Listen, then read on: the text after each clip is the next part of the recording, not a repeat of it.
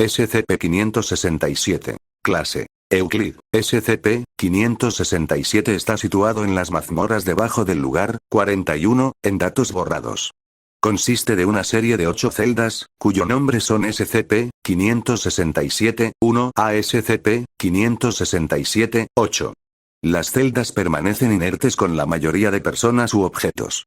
Sin embargo, sí se activan cuando ciertos individuos con unas ciertas condiciones entran a 2-5 metros de la puerta de la celda.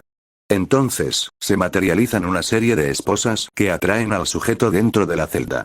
Una vez el sujeto está dentro de la prisión, tanto las esposas como el individuo se desvanecen sin dejar ningún tipo de rastro.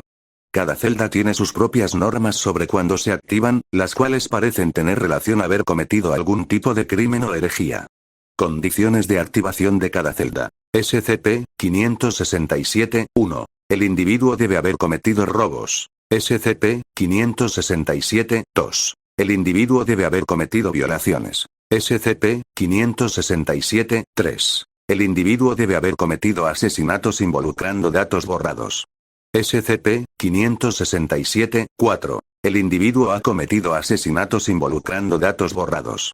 SCP-567-5. Desconocido.